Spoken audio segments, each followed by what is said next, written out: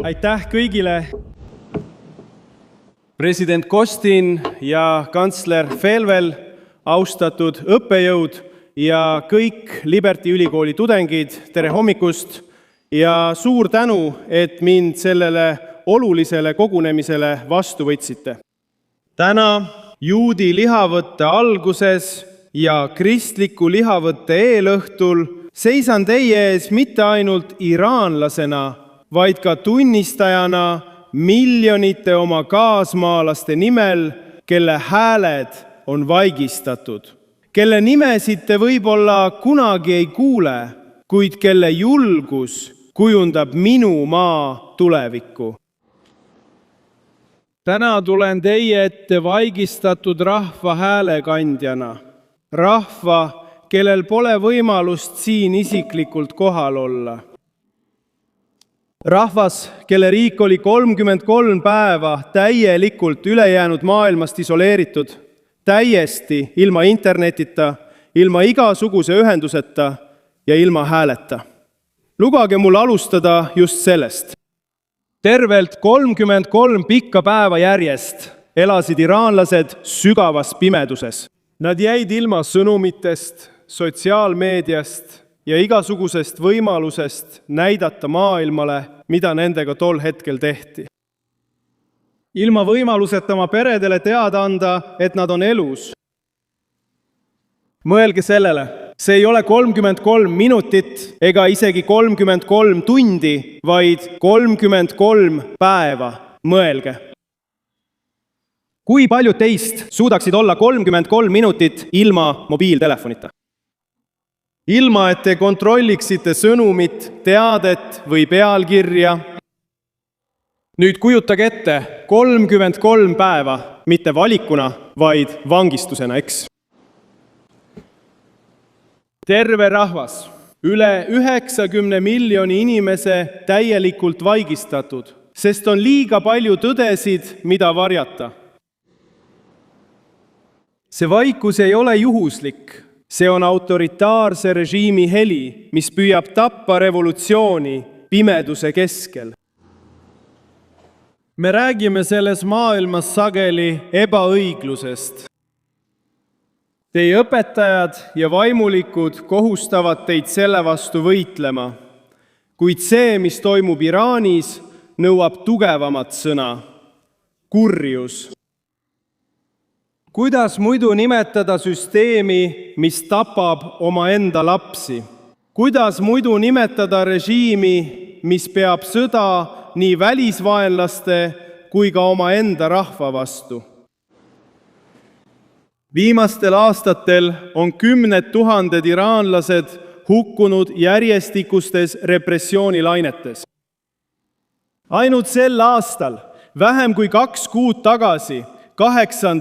ja 9. jaanuaril tapeti üle 30 000 meeleavaldaja. 30 000.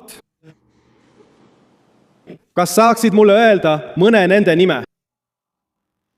Sina, 17-aastane noormees, kes läks koos perega tänavale vabadust nõudma, sai tänaval kuuli ja ei tulnud enam kunagi koju tagasi. Rubina, noor tudeng, kes unistas moekunsti õppimisest Milanos, kelle perekond otsis teda ridade viisi surnukehade hulgast, kuni lõpuks leidis ta. Borna, kes ütles, kui ma ei lähe, ei muutu midagi. Ta otsustas minna ja sai selle eest surma. Kimia, 17-aastane, sai kuuli rindu nende enda jõudude poolt, kes pidid teda kaitsma. 2 venda, Hazul ja Reza, kes protestisid kõrvuti ja lasti koos tänaval maha. Ja Bahar, 3-aastane tapeti. Mitte sõjas, mitte lahinguväljal, vaid pisargaasi tõttu omaenda riigis. Need ei ole numbrid, need on elud. Aga kurjus ei piirdunud sellega. Noored, naised, keda tänavatel surnuks peksti, õpilased, kes klassiruumidest välja tiriti ja hukati. Arstid, keda haiglates rünnati, sest nad ravisid haavatuid. Naisi ja mehi seksuaalselt väärkoheldi kinnipidamiskeskustes. Õdesid ja päästjaid vägistati, sest nad aitasid tulistamisohvreid. Noorukeid piinati, kuni nad tunnistasid üles kuriteod, mida nad ei olnud toime pannud. Peresid sunniti maksma kuulide eest, mis tapsid nende pojad ja tütred. See ei ole poliitika, see ei ole valitsemine, see ei ole isegi mitte repressioon. See on kurjus, hästi organiseeritud, sügavalt juurdunud ja täiesti kahetsuseta. Aga võimsa saatanliku jõu vastu tõuseb midagi täiesti erakordset ja puhast. Uus põlvkond noori ja üliõpilasi, teie kaaslased. Kogu Iraanis on ülikoolidest saanud vabaduse lahinguväljad. Üliõpilased hüüavad, maha vaimulikud, nad laulavad, surm diktaatorile, nad laulavad, see on vereaasta, see on türannia lõpp. Ja nad hüüavad neid sõnu, teades, et nad ei pruugi päeva üle elada. Üliõpilaste ühiselamud rünnati öösiti, klassiruumid muutusid lõksudeks, julgeolekujõud hõivasid ülikooli linnakud, üliõpilasi peksti, arreteeriti, nad kadusid või tapeti. Ja ometi tulevad nad tagasi ikka ja jälle, ikka ja jälle. Sest nad mõistavad midagi, mida ükski türann ei suuda kustutada. Vabadus on kõike väärt. Vabadus on väärt, et selle eest surra. A.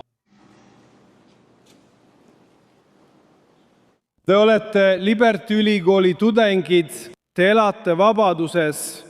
Te saate vabalt jumalateenistust pidada, vabalt rääkida, vabalt protesteerida ja see on õnnistus. Aga las ma räägin teile, milline on üliõpilasprotest Iraanis.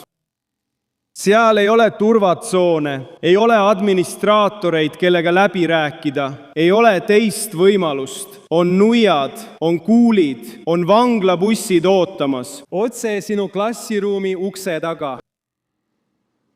Ameerika Ühendriikides arutavad tudengid ideid, Iraanis valavad tudengid nende eest verd. Ameerika Ühendriikides tõstate teie häält, Iraanis nemad riskivad oma eluga, et sosistada ja hiljem julgelt, et karjuda. Ja ometi on nende sõnum selge. Nad ei taha reformi, nad ei taha kompromissi, nad tahavad vabadust. Iraani noored ei erine sinust. Nad naeravad nagu sina, nad unistavad nagu sina, nad armuvad, nad planeerivad oma tulevikku, neil on lootus. Aga nende elud on võetud millegi poolt, mida sina ei peaks kunagi kogema. Režiim, mis kardab neid, sest teab, et nad kukutavad selle. Kui sina istud klassiruumides, istuvad nemad vangikongides. Kui sina planeerid oma karjääri, planeerivad nemad, kuidas veel ühe päeva ellu jääda. Kui sina kerid oma telefoni uudisvoogu, elavad nemad sunnitud vaikuses. 33 päeva ilma internetita, ilma ühenduseta, ilma et maailm kuuleks nende appihüüdeid. Ja ometi nad ei peatu. Seega küsin ma sinult, mida sina teed oma vabadusega, samal ajal, kui teised sinuvanused surevad oma vabaduse eest. Neile teist, kellel on usk, on veel üks tõde. Tänapäeva Iraanis kristlus ei kao, vaid kasvab vaikselt ja jõuliselt. Just seal, maa all, kodudes, sosinates, koosolekutel, varjatud kogunemistel leiavad iraanlased usu väga kõrge hinnaga. Pastorid arreteeritakse, piiblid konfiskeeritakse, usklikke jälitatakse, pöördunuid ähvardatakse hukkamisega, pered hävitatakse, kuid siiski nad kogunevad. Sellegipoolest nad jätkavad palvetamist. Ometi nad usuvad. Sest tagakiusamisele vastupidav usk on murdmatu. Sest usk, mis peab tagakiusamisele vastu, on murdmatu. Sest usk, mis peab tagakiusamisele vastu, on murdmatu. Kas sa õpid tagakiusamise lugusid ajaloos? Kristlased on sellega Iraanis sageli silmitsi seisnud. See juhtub iga päev. Oli aeg, mil Iraan tähendas midagi hoopis teistsugust. Üle 2500 aasta tagasi vabastas Küros suur, heatahtlik Pärsia kuningas juudi rahva nende pikast vangipõlvest Babülonis.